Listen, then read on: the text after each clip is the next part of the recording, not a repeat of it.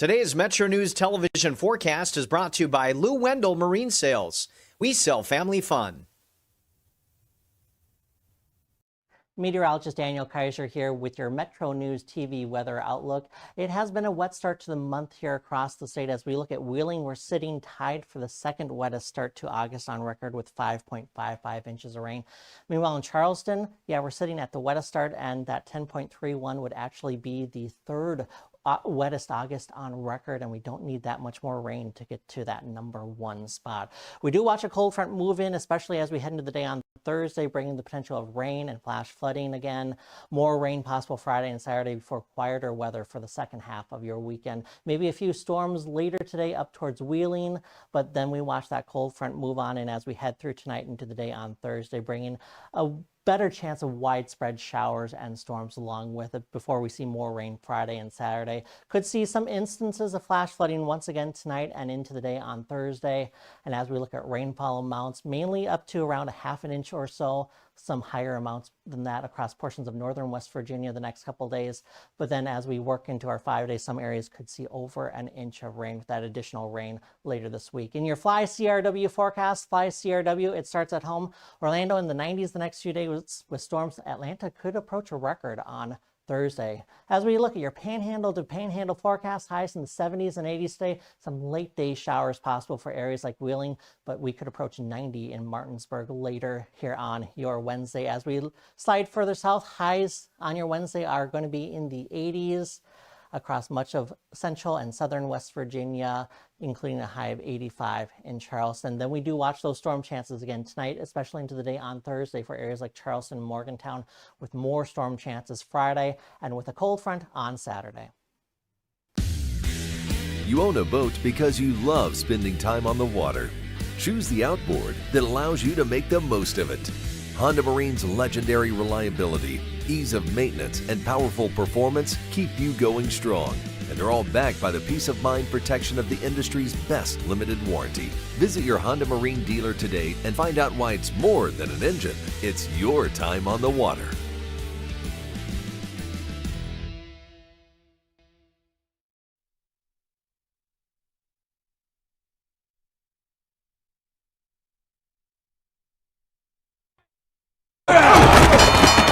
I don't believe what I just saw. Bill McKenzie kicks a 38-yard field goal on the final play of the football game. 5 seconds left in the game. Do you believe in miracles? Yes! It is a great night to be a Mountaineer wherever you may be. From the home of the state's land-grant institution, inside the Health Plan Studios, in the Dale B. Miller Building in Morgantown, it's time for the state's most listened-to sports talk show.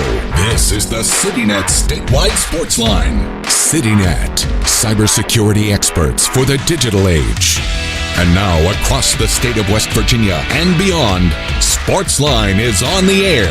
Sportsline for this Wednesday. Thanks for joining us. Solo tonight, but we've got a lot of content for you. Mountaineer football coach Rich Rodriguez is meeting the media as we speak following today's practice, and we'll turn those comments around to you and have them certainly by the end of the hour. It's been a rather reflective day for sports fans and citizens in general in the state of West Virginia because, as you probably know by now, I'm sure, we lost one of the greats, one of the great citizens of West Virginia, and of course a legendary athletic figure, a legendary Mountaineer, and a legendary figure in West Virginia high school athletics. Willie Akers passed away last evening, and we've talked about that significantly on the different network programs all day long. Tony Caridi was on Hotline last hour. Also, we've heard from Mark Hatcher today, that the current Logan coach. He was on with Dave on Talkline today.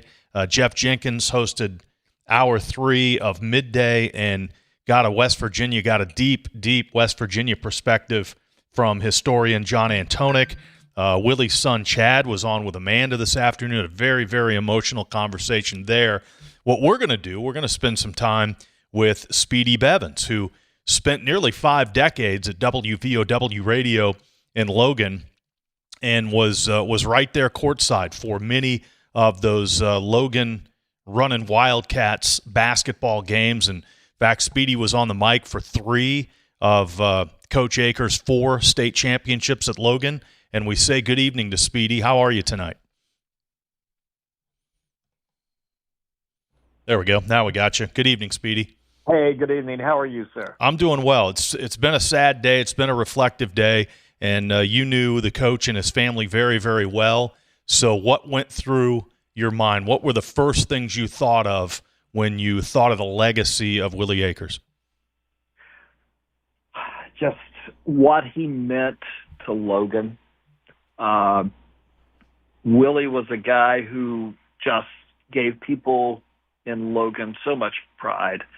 And during his time as head coach at Logan High School, the community of Logan was envied by other communities with high schools, where the high school was the center of the community. The basketball program was certainly envied by all the other schools in the state because of the intense fan support and the intense support from the business community. It really was a once-in-a-lifetime experience to be a part of his 22 years there.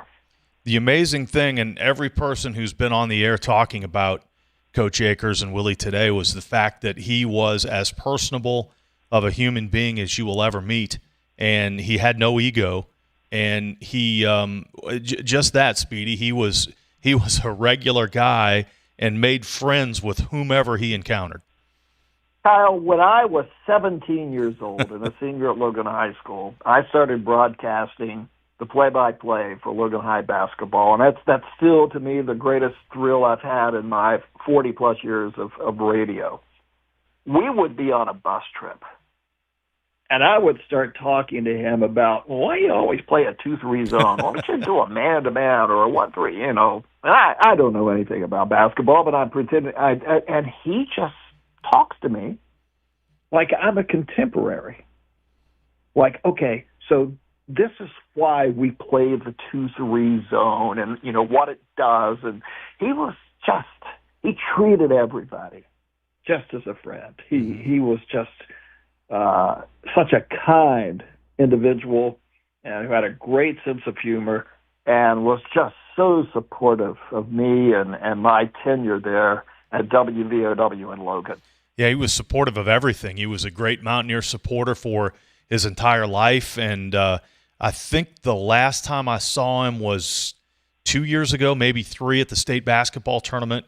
He was there, but the last in-depth conversations I had with him were kind of strangely, he would bring his grandsons to Morgantown for the WVU baseball camps. And his sons were about the same age as my son, so I'd run into him in the practice facility, the indoor building at Morgantown. We'd sit down with a pepperoni roll and a Gatorade and just talk about that's another thing, Speedy. He knew something. He knew a little something about everything. It wasn't just sports. I mean, you could talk to him and have a conversation with him about anything. Indeed, he was. And Kyle, my time with the Metro News Radio Network doing the state tournament broadcast, you guys always say, gosh, how does Speedy know so much about high school basketball? How does he know all this stuff? I'm going to let the cat out of the bag, okay?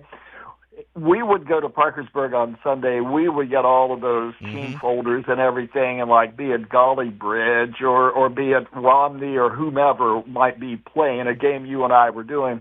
And I would go back to Logan, and I would call Willie, and I go, okay, what do you know about Golly Bridge basketball? And he would start telling me stories about, this guy played at Golly Bridge, and then he played at Virginia Tech, and, Golly Bridge had this, or whatever. He knew something about every high school basketball team in the state. Well, let's go back to the Logan days. You were a little boy, right, when he won his first state championship as a coach there in Logan, 1964? I was 9 years old, but I remember it well. I remember listening to the game on the radio and the parade that came through town the next day when they came back from Morgantown. An interesting story or stories about the 1964 state tournament. it was played in Morgantown, and it was kind of a welcome back, Willie, to the golden years of Mountaineer basketball. But also, it was welcome Ron Fritz Williams. Yes. The next Mountaineer star. And Kyle, can you imagine this in 2026? On the cover of the state tournament program, there was a picture of Jerry West. There was a picture of Hot Rod Hundley, a picture of Rod Thorne, and a picture of Ron Fritz Williams. And underneath, it said, the next great Mountaineer. That was the state tournament program.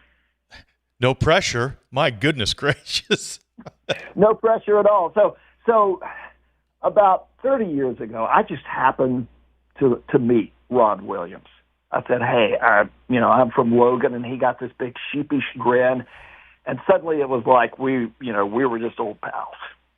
And he said that in that championship game, and I have seen a video of that championship game, Ron Williams got 2 quick fouls in the first quarter. Second quarter, there's a double team. And he got called for his third foul. Now, in watching that video, the official just made a mistake there. And Ron was just incredulous in the video. Like, I wasn't even there, but he got his third foul in the second quarter. Okay? So Logan wins the state championship over Weirton. Immediately after the game, Ron Williams said his mother was just furious. And George King was the basketball coach at WVU. She finds George King there in the old WVU field house and said, he's not coming. You all, that was wrong. That was not a foul on him. He is not coming to West Virginia. He's going somewhere else. And George King is like, he really had to do his best sales job to convince Miss Williams, like, hey, we just hosted this. We're not in charge of the administration or anything, but there was a sliver there in March of 1964 where Ron Williams, wearing a Mountaineer uniform, was in doubt.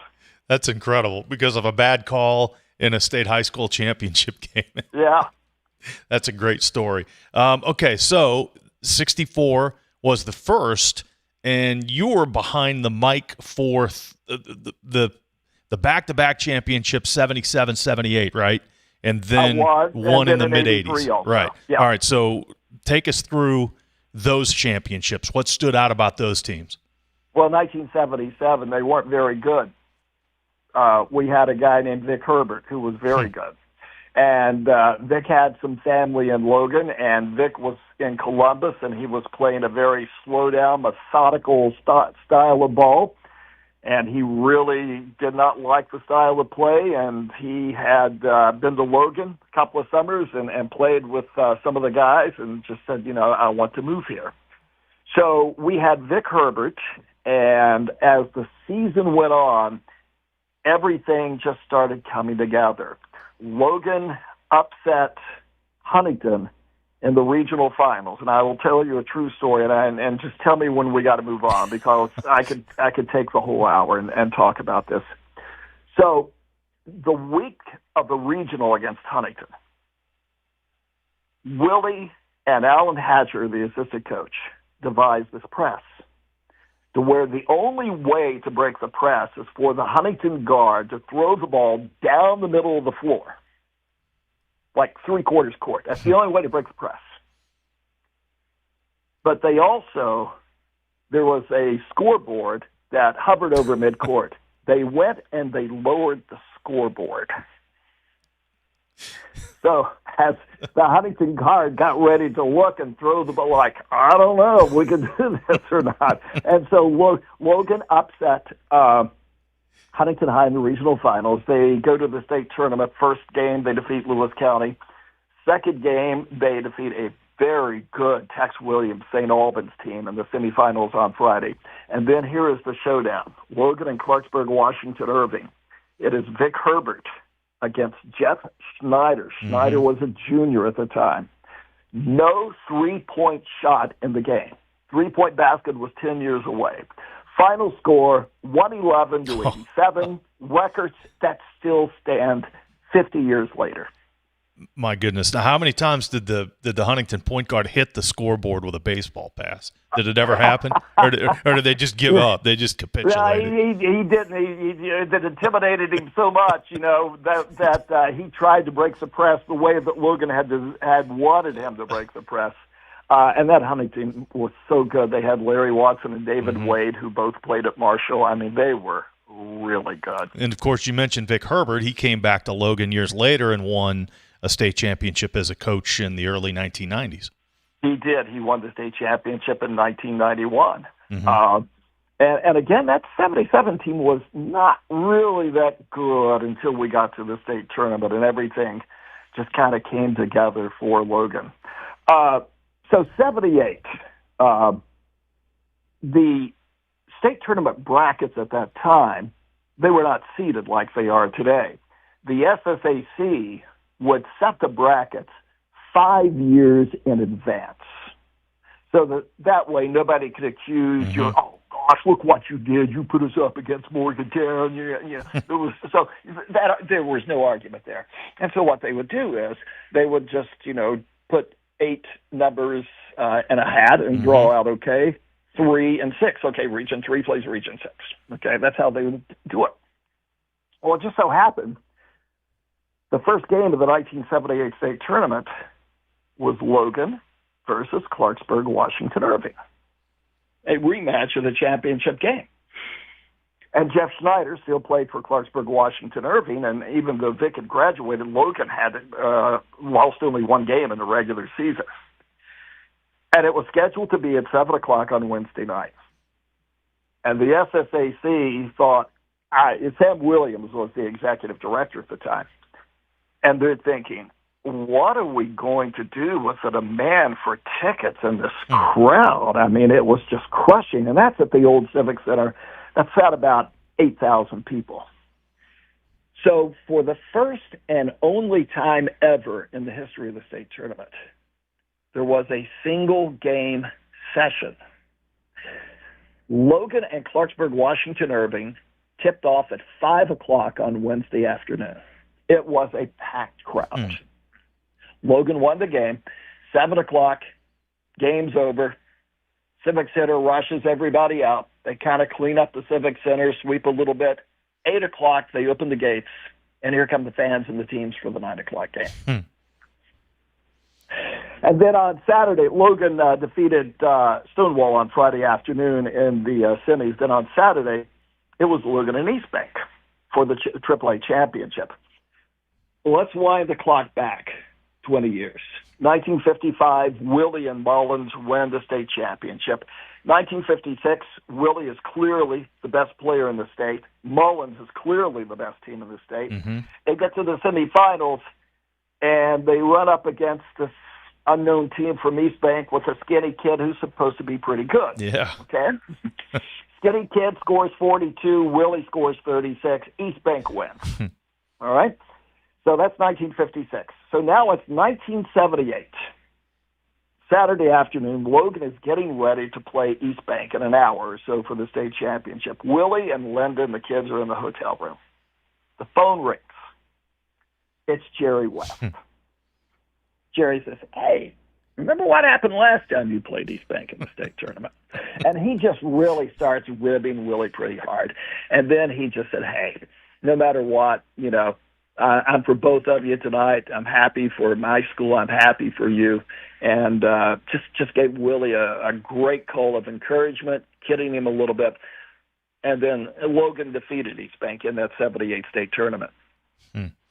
So 78, 70, 77, 78, they go back-to-back, and then the fourth and final one was 83.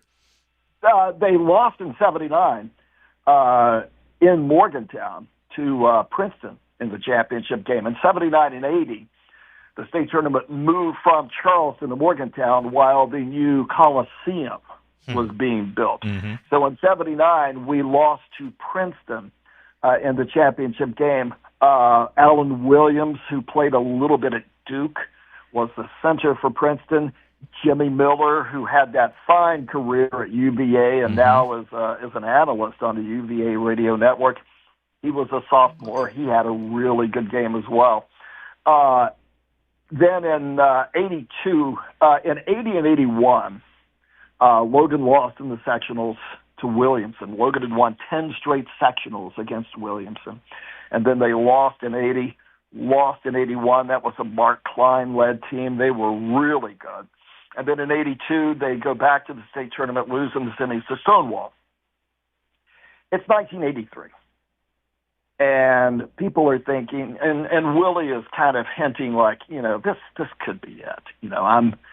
I've been doing this 22 years. I got 2 teenage boys. We were thinking this was going to be it. But he was very coy during the season about playing his hand. So we defeat Huntington East in the regional finals on a Saturday night. We're ready to play on Wednesday night against Fairmont. Monday afternoon, Willie announces, this is it. I'm retiring. I'm stepping away from coaching after this game Saturday, or after this state tournament. So we play, at the time, they were known as Fairmont West. They're now Fairmont Senior. Mm-hmm. So we play Fairmont on Wednesday night at 7 o'clock. Logan wins. Well, the 9 o'clock game, the teams are ready to come out on the floor. Sam Williams holds everybody up. And they bring out this big cake on a cart to center court. And Sam Williams makes this announcement like, we want to congratulate Willie Akers on 22 tremendous years of coaching. And they start cutting cake and start passing out cake on paper plates to Willie and the coaching staff and to the players. Didn't work. Distraction. And then Logan defeated Stonewall on Friday, and then they defeated South Charleston by 1 on Saturday, and it was tense, Kyle. Oh, my goodness. It was just so tense that entire weekend because everybody wanted Willie to go out a winner. Yep, and absolutely he did. Where was Speedy Bevins, WVOW radio for nearly 5 decades, spent a lot of time with Willie Akers. We're going to take a break. We got a great Mountaineer story. We're going to tease that. We'll do that on the other side of the break. But one more thing before we take this break. You've obviously followed West Virginia high school basketball as closely as anybody the last 50, 60 years. Where does Willie Akers stand in terms of the greatest coaches, high school coaches in the state's history? Obviously, the name that comes to mind first is Jennings Boyd. Jennings Boyd, yes. And I think with what Jennings did at North Fork, you have to put him at the top. I would put Willie as number 2, and a very close number 2. And Willie and Jennings respected each other greatly. They were very good friends. Yeah, 402 and 116, Willie Akers at Logan with the 4 state championships that we've documented there with Speedy Bevins. We'll take a quick break. By the way, Rich Rodriguez finished meeting the media, so we'll turn those comments around and have them for you a little bit later on in the show as well. Text line is open, 304-TALK 304. Great stories with Speedy Bevins, and we'll continue the conversation on the sports line coming up after this. We are there for you, to care for you at the health plan. We are here for you. It's good to have options for your family or employees. Rooted in your community since 1979, the health plan is your trusted partner. Get flexible coverage, exceptional support, and competitive rates. The health plan, we are here for you. When was the last time you checked your home's fire safety? From working smoke alarms and clear escape routes to safe heating in the winter, small checks make a big difference. The West Virginia State Fire Marshal's Office has launched a quick, easy home safety survey to help you spot simple fixes around your house before emergency strikes. Take just 5 minutes today to keep your family safe. Visit firemarshal.wv.gov to complete your home safety survey. A message from the West Virginia State Fire Marshal. Live from the Health Plan Studios, the CityNet statewide sports line returns in 2 minutes on Metro News, the voice of West Virginia. Football season begins right here on Metro News Television. Join us Thursday, August 27th for the 2026 WVSSAC kickoff game. Presented by the Army National Guard. The Cameron Dragons battle the Clay Battelle Seabees live from Blacksville. Don't miss the first kickoff of the new season, the 2026 WVSSAC kickoff game, Thursday, August 27th at 7 p.m. Pre-game coverage starts at 6:30 p.m. Powered by GoMart. Only on Metro News Television. Across West Virginia, connection begins with fast, reliable fiber internet. Connecting overlooked communities to what matters most. Protecting businesses with managed IT and advanced cybersecurity backed by local experts. Perfecting technology experiences while investing in West Virginia's future. CityNet, built and supported by West Virginians, for West Virginia. Need a truck that's ready for work, weekends, and everything in between? Right now at Dan Cava GMC, get up to $10,000 off select new GMC Sierra 1500, or save up to $4,000 off all new GMC Canyon Elevations, offering bold styles, advanced technology, and everyday practicality. Come explore our all-new GMC Yukons, built for busy families and big adventures. All this and more at Dan Cava GMC in Bridgeport. Shop Thorold. I think many people have a misconception that all that we do is infertility care, and that's not the case. Reproductive health matters whether or not you're trying to conceive. So we can be dealing with endometriosis, ovulation dysfunction, PCOS. You're getting linked up with all the specialties that you need to optimize your care. And being an advocate for your reproductive health is important. The most rewarding times that I have is when I'm empowering people to take control of their health.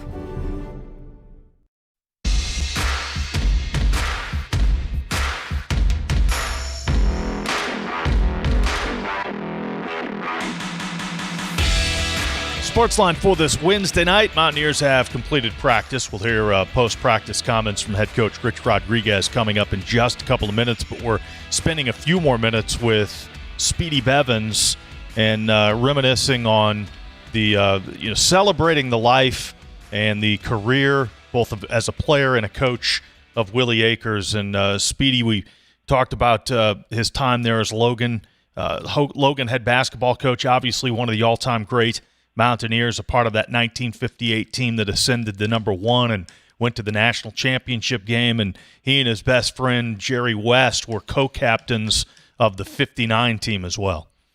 And an interesting story on that 58-59 season involving the backyard brawl. The coach at Pitt, the basketball coach at Pitt, was also the football coach at Pitt. So during that time, you had Pitt football players who also played basketball. All right, so Willie did not have really eye-popping offensive stats as a Mountaineer. His job was to rebound, set screens, and make sure nobody on the opposing team got too aggressive with Jerry West. So they're playing Pitt. And so this big center for Pitt, who also was a big football player, he was roughing up Jerry pretty good. Well, Willie just kind of, elbows him in the ribs a little bit like, hey, don't do that too, And so the big football player cheap shots Willie back. Well, they start running down the floor in transition. And Willie says, I'll show him. And Willie just hauls off and sucker punches him in the back of the head.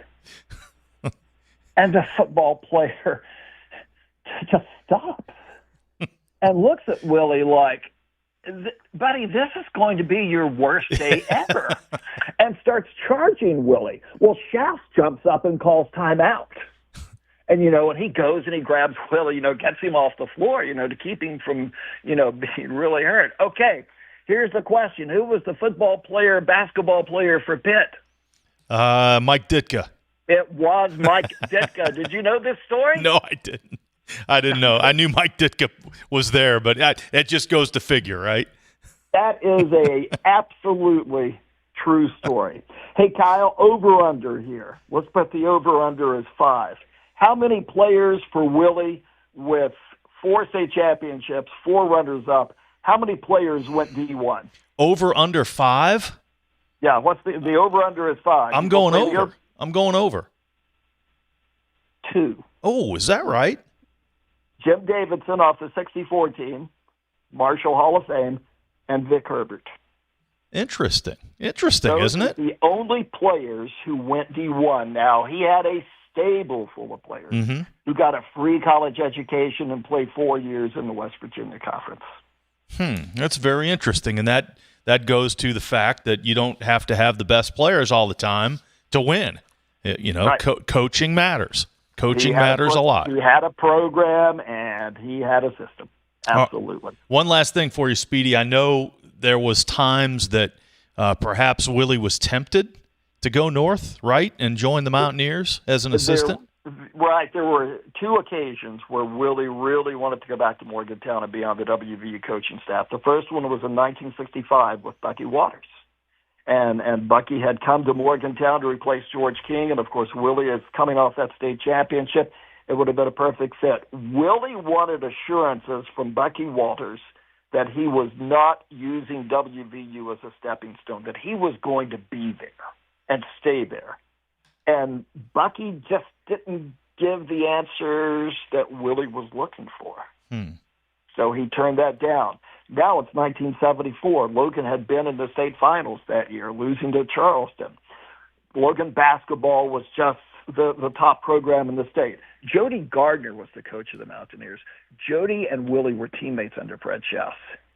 And it was like everybody in Logan was in a panic, like, oh, he's going to go, he's going to go, he's going to go. He finally called Jerry West and said, I don't know what to do. And Jerry said, well, I'm not going to tell you what to do. He said, but you've got peace of mind, and you've got security, and you've got everything you want in Logan. Are you going to have that in Morgantown? And Willie stayed in Logan. Stayed there, stayed loyal. Became a politician for a while, right, as county commissioner? He was a 20-plus year county commissioner, but he was, when you talk about Logan, Willie Akers is the name that comes to mind. No question. No question about it. Speedy, great stuff. Time just flew by there. We went from the 50s all the way through the 80s and the 90s with Willie being a county commissioner. Great stories. We really appreciate it, and we'll have to do this again sometime soon. Anytime, Kyle. Thanks so much. Thank you. Speedy Bevins there worked at WVOW Radio in Logan for 47 years and was on the sidelines there for many of those great Logan basketball teams and knew Willie and his family very, very well. So some great stories there from Speedy. We'll take a break. We'll get the post-practice comments of head coach Rich Rodriguez when we return to the CityNet statewide Sportsline. CityNet is West Virginia's local internet provider. High-speed, reliable fiber internet probably right at your front door. Now's the perfect time to connect. Local customer support you can trust.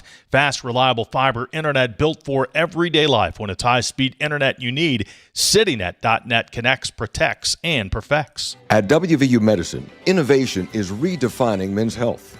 Our specialists use advanced techniques like no needle, no scalpel vasectomy, and cutting-edge procedures for infertility. We offer precise vasectomy reversals, targeted solutions for pain, and the latest in testosterone replacement therapy, all designed to improve outcomes and recovery. For appointments, call 855-WVU-CARE or visit wvumedicine.org/urology. It's the WVRC Media Cares for Kids Radiothon this Thursday and Friday, raising money to support the incredible care provided by WVU Medicine Golisano Children's. From life-saving treatments to the little comforts that help make a child's stay a little easier, your donation helps keep those programs going. Now, you can text the word WVU Kids to 34984 for a link to donate via credit or debit, PayPal, Apple Pay, or Venmo. It's the WVRC Media Cares for Kids Radiothon supporting WVU Medicine Golisano Children's this Thursday and Friday. Live from the Health Plan Studios, the CityNet statewide Sportsline returns in 2 minutes on Metro News, the voice of West Virginia. Today's Metro News television forecast is brought to you by Lou Wendell Marine Sales. We sell family fun. Meteorologist Daniel Kaiser here with your Metro News TV weather outlook. It has been a wet start to the month here across the state. As we look at Wheeling, we're sitting tied for the second wettest start to August on record with 5.55 inches of rain. Meanwhile, in Charleston, we're sitting at the wettest start, and that 10.31 would actually be the third wettest August on record, and we don't need that much more rain to get to that number 1 spot. We do watch a cold front move in, especially as we head into the day on Thursday, bringing the potential of rain and flash flooding again. More rain possible Friday and Saturday before quieter weather for the second half of your weekend. Maybe a few storms later today up towards Wheeling, but then we watch that cold front move on in as we head through tonight into the day on Thursday, bringing a better chance of widespread showers and storms along with it before we see more rain Friday and Saturday. Could see some instances of flash flooding once again tonight and into the day on Thursday. And as we look at rainfall amounts, mainly up to around a half an inch or so, some higher amounts than that across portions of northern West Virginia the next couple of days. But then as we work into our 5 days, some areas could see over an inch of rain with that additional rain later this week. In your Fly CRW forecast, Fly CRW, it starts at home. Orlando in the 90s the next few days with storms. Atlanta could approach a record on Thursday. As we look at your panhandle to panhandle forecast, highs in the 70s and 80s today. Some late day showers possible for areas like Wheeling, but we could approach 90 in Martinsburg later here on your Wednesday. As we slide further south, highs on your Wednesday are going to be in the 80s across much of central and southern West Virginia, including a high of 85 in Charleston. Then we do watch those storm chances again tonight, especially into the day on Thursday for areas like Charleston and Morgantown, with more storm chances Friday and with a cold front on Saturday.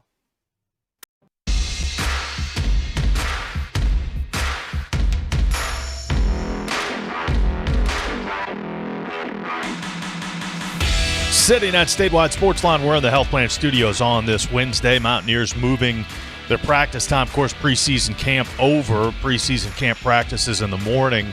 Classes started yesterday, so the practices moved to the afternoon, and that was the case today. That'll be the case on Friday.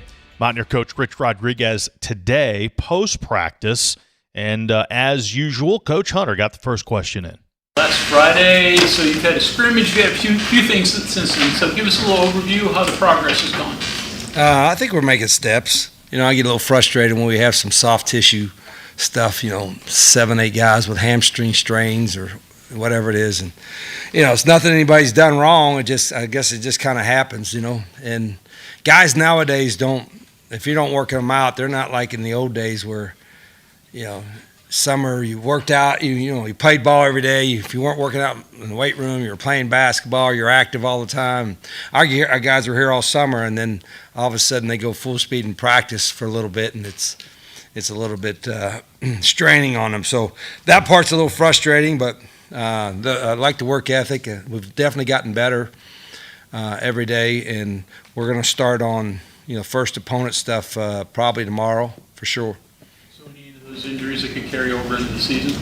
No, we've had a couple that, Cam Ball was questionable for the first game, maybe. We're hoping he'll be back. Ryan Ward should be back. He hadn't practiced. I don't have the list in front of me. Let's see. Young freshman running back, Lawrence Autry, is doing well. He's banged up for a couple weeks, so I don't know if he'll be ready for the first game. He was coming along pretty good. The rest of them, it's kind of hit and miss. So, so like I said, nobody wants to get hurt, but it kind of happens. And it's not like our practices are that physical. We went live for, 100 plays or something on the scrimmage, and I was pretty pleased with the intensity there. We're a little live today with the young guys. Then it was soft. It was, I don't know if anybody got a bruise at all today because there wasn't a lot of patty caking going on with the young guys. It was kind of a pillow fight. So neither side won because both sides had pillows, big pillows. So some of those injury issues, it feels like last year as well, both during camp and later in the season. Has there been any discussion among the staff, coaching staff, the strength staff? No, see, that would be the first reason why I would not bring anything up, because somebody would ask a question like you're doing something in the strength staff. Like, you don't think we do everything possible, our strength staff doesn't do everything possible to try to prevent that. And that would be the first reason why I would never talk about it again, because somebody would say, well, was there something, you think I'm not looking at anything and everything that we're doing? Our strength staff doesn't know what they're doing. You can't help if a guy twists an ankle or sprains a knee. You know what I mean? Or, something happens and he exerts on a hamstring or something like that. We've looked at all that kind of stuff. So, but if you're trying to say if there's a trend from this year and last year, no, because let's see how that running backs get hurt in the game. One was a knee, one was an ankle, one was a hip. I mean, it was kind of bad luck. I don't think you can point a finger at a strength coach or a trainer or a position coach when somebody tears a knee in a game. I don't think you can. I don't think you can. I'd say maybe I phrased that a little bit wrong. I don't want to point fingers at the strength staff. I guess the better question to get to the heart of it is there's not much y'all think that can be done differently. It's just poor luck, I guess. Well, I've done this for 29 years as a head coach. I kind of know exactly how I want the summer workouts to go and how the practice should go. I got a pretty good feel like that. And I've never had injuries. In 29 years, I hadn't had I had 1 year where I had a rash of injuries at certain positions. Like last year, it seemed like it was running backs and quarterbacks. I had one other year where I had quarterbacks was to the fifth guy. And then Mike linebackers, I was down to my sixth Mike linebacker. I think I was at Arizona. And it was this will never happen again. Well, it did. And it was just freaky luck. So you got to build depth. And depth is probably harder to build.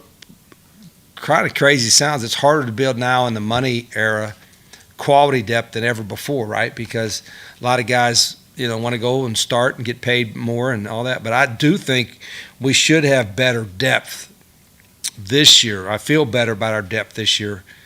And we purposely tried to address that because just in case we had bad luck. And again, it was the biggest concern, or not really concern, or the biggest thing we got 8 straight games with no open dates.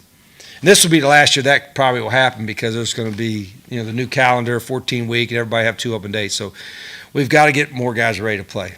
I don't mean to bust your chops there. I know what you're saying, but we are. But we are. We did look. I look at everything, make sure what are we? Why is this happening? I think your offensive line is operationally. Is it fair to say that that's one of the strengths of your team this year? Oh, I don't know. They hadn't played yet. You know what I mean? I think we weren't good on the offensive line last year, but we weren't good anywhere. Yeah. So. Do I expect us to be better? Hell yeah, I expect us to be better. I expect us to be better everywhere. But until we've played, these guys have a lot more snaps. A lot of guys have, there's 6 or 7, 8 guys that have played a lot of college football. So with that experience, I expect us to be a whole lot better. And a couple guys, not just the guys that are returning, but a couple other guys that were transferred in from Jack State have got experience in the offense. And so overall, there's a better feel for what we're doing up front as well. Not just with Coach Trickett coming in, but with the players that we brought in.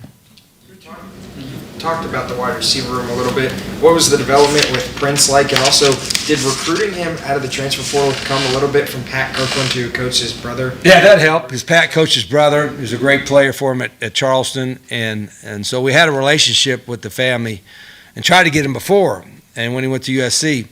But he's been banged up, but he just got cleared. He was one on the flip side, and it was just from the shoulder from the spring, and he just got cleared a couple days ago. So he's been practicing full, and he's a big body, an experienced guy, and Jaden Braze again is an experienced guy. So we're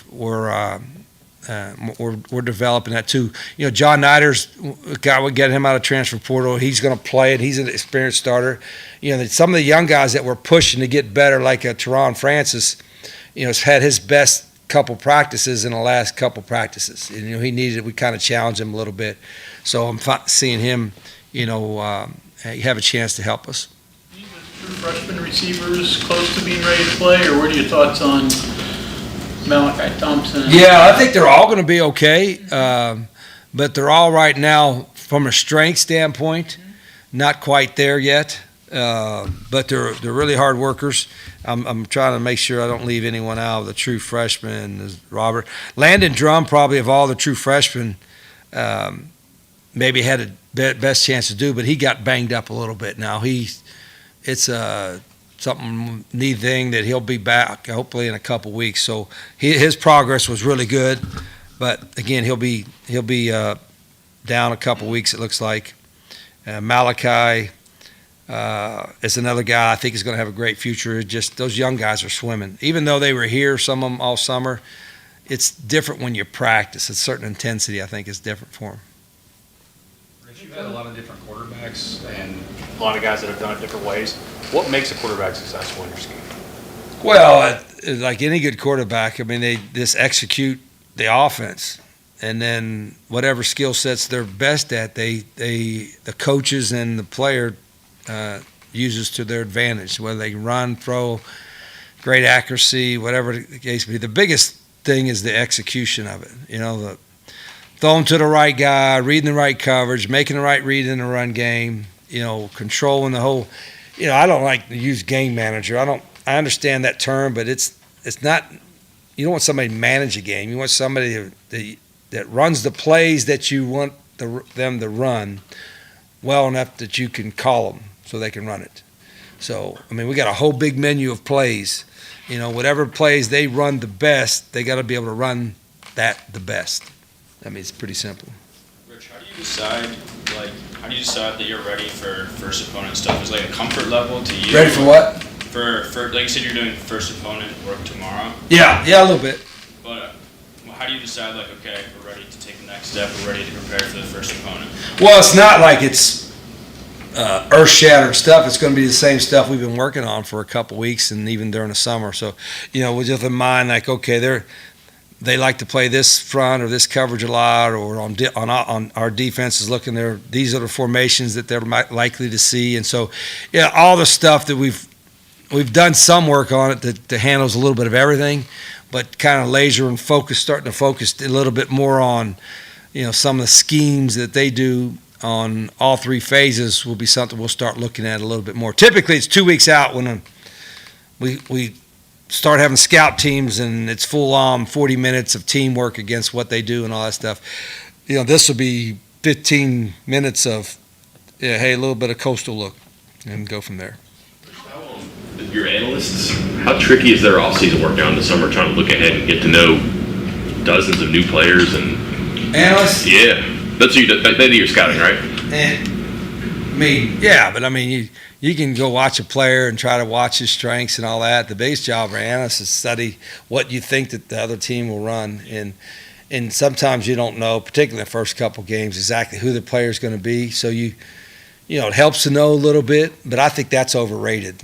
Like, now that might be, okay, this guy's a 4'2", 6'5" wideout. We better make sure that we got one or two guys over top of him, that kind of thing. But, like, you're not going to look at, you know, a defensive tackle and defensive nose guard and say, well, you know, that guy is, you know, a weak spot, or that guy's a weak spot, you know, because you can move them and hide them and, you know, do different things. So the personnel that we go against always is going to be a little bit of a guesswork, but it's when particularly the first couple games, you're looking at more schematic type of stuff that you're kind of preparing your guys for. So it's like this year similar to, maybe not specifically this year, but like is 1 year still reasonably similar to the year before, and what you've known from a coach or a coordinator across a number of years? From who we're playing, or how do they know who the hell we're playing? Like how many new starters we got? 18, 19, 20, maybe 21, maybe 22. We might have 22 new starters.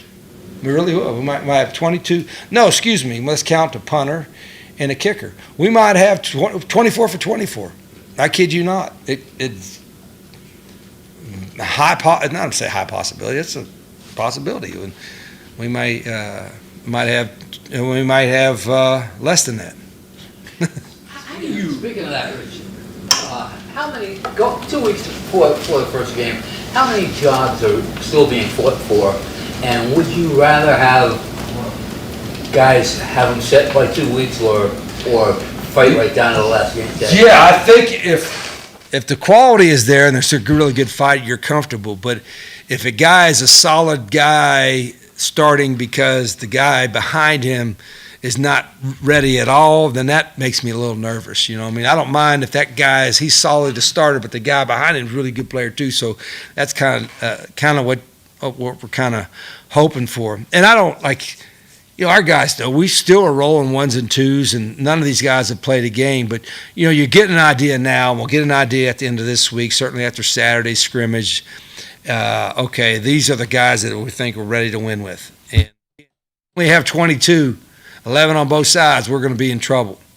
I'm expecting 50 or 52, and that's I know that's kind of a goal and a wish and a dream, but that's what we'll get to. And then the good part about it is if we recruit the right guys and they do what we hope they can do, and then they have a good year, we can retain them. So this time next year, when we have this thing, it would be like, yeah, we've got 6 or 7 new starters, but that's it. Everybody else is guys that have experience in the system. Rich Rodriguez there post-practice from this afternoon. A lot there. It really, it's stark when you think about the fact that there could be new starters at every position, but makes a good point there at the very end. Well, if you get them in there this year and they play and get experience, retain them, next year really, really could be a breakout year. Some concerns with injuries. The 2 tight ends he mentioned there, Cam Ball and Ryan Ward, of course,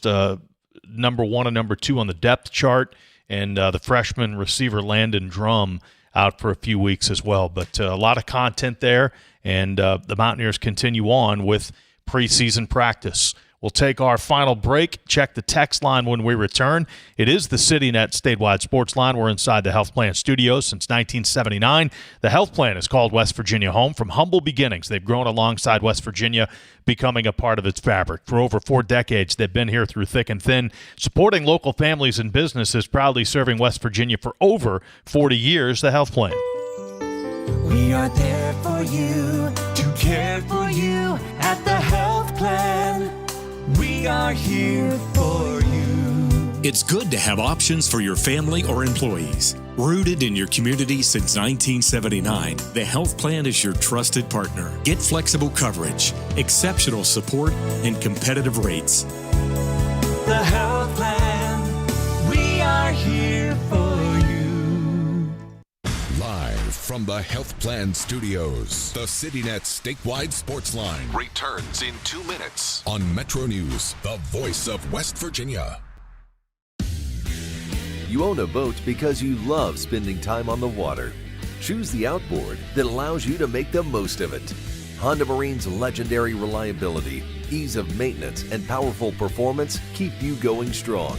And they're all backed by the peace of mind protection of the industry's best limited warranty. Visit your Honda Marine dealer today and find out why it's more than an engine. It's your time on the water.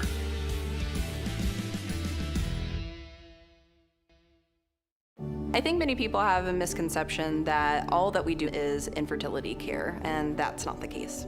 Reproductive health matters whether or not you're trying to conceive. So we can be dealing with endometriosis, ovulation dysfunction, PCOS. You're getting linked up with all the specialties that you need to optimize your care. And being an advocate for your reproductive health is important. The most rewarding times that I have is when I'm empowering people to take control of their health. We're Panhandle Cleaning and Restoration, and we're gonna save you. We've got it down to a science, an absolute state of art. We do it all, restoration, cleaning, and reconstruction. When disaster strikes, just pick up the phone. We're Panhandle Cleaning and Restoration, and we're gonna save you. It's our 23rd anniversary, and to celebrate, we're having a huge anniversary sale all month long on all Toyota trucks and pre-owned vehicles. We've discounted over 100 pre-owned vehicles this month, most of which are local one-owner trades. Great deals on all our Toyota trucks, and with over 90 in stock, now is the time to get yours. From our family to yours, we want to thank you for all the support over 23 years. Dan Cava, Toyota World in Fairmont. Shop the world.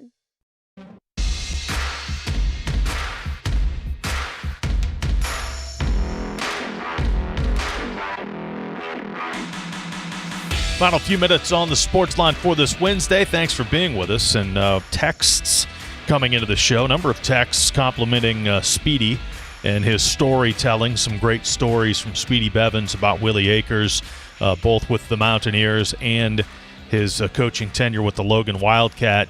Texter says, had to be Ditka. Had to be. That was a great story. You're right. That was a tremendous story. A couple of Mountaineer football texts. One asking, what's my opinion on the 5.5 win total over-under for the football team. I think that's low. I think this team, again, it's been said many times, but, man, that Virginia game is a hugely important game and a swing game. If the Mountaineers find a way to win that contest, there's a pretty good chance to start. Obviously you win that one. You hope you're 3-0. Then Oklahoma State comes in. I know they're much more talented than they were last year. They've got a quarterback now, but they're a completely rebuilt roster. That's the first Big 12 game for that coaching staff and most of those players. Then after that, it's Iowa State, which is probably going to be the worst team in the league. So if you can get that swing game against Virginia, you got a chance to get off to a really, really good start. And then, 7-8 wins certainly could be possible. 304 Talk 304. One more comment about talking to Speedy. One of the Hatcher brothers, I forgot which one, Allen or the older Mark, went to Virginia Tech. In a sad irony, career ended due to an early major injury suffered during a freshman game that Virginia Tech was playing in Logan for his benefit. The older Mark Hatcher was the current coach's uncle. So, interesting story there. Another texter brings up Ross Skaggs, who played at Logan, went to WVU and transferred to Marshall.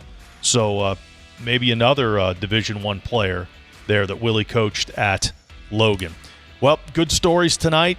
Much more on Willie Akers at WVMetroNews.com. Much more on the Mountaineer practice at the website as well. Thanks for listening and watching tonight. We're back tomorrow night with a Thursday edition of the Sportsline.